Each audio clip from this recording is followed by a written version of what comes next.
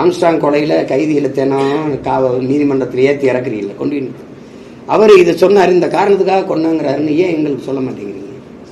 சொல்றாரு முதல்வர் எடுக்கிற நடவடிக்கைனால எல்லாமே வட மாநிலத்துக்கு குற்றவாளி பயந்து போடுறாங்க. அவ்வளோ கடுமையா குற்றவாளி எந்த தைரியத்தில் வந்து கொலை செய்யறான்?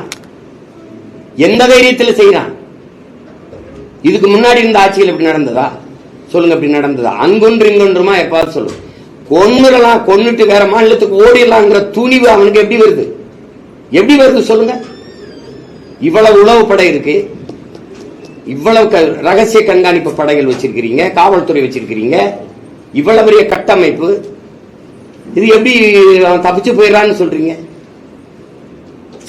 ஏன் சாராய கடை திறந்து வச்சுங்க வேற மாநிலத்தில் போய் குடிச்சிருவான்றீங்க. இது ஒரு காரணமா? இது ஒரு காரணமா சொல்லுங்க?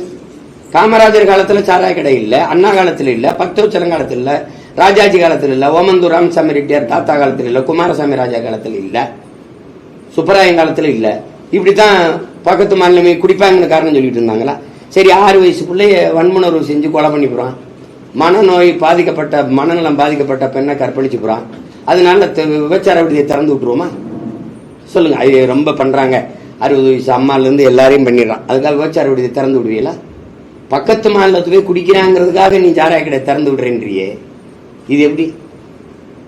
வேற ஆளை கூலிக்கு வச்சு கொலை பண்றான், அதனால நம்மளே கொலை பண்ணிடுவோம் அப்படின்னு முடிவு பெறுவீங்களா? இது எப்படிப்பட்ட அணுகுமுறை? எப்படிப்பட்ட இதை எப்படி ஏற்கிறதுன்னு இனி வீட்லயே பானிபூரி செய்யலாம் எல்லாரும். ஆச்சி பானிபூரி கிட்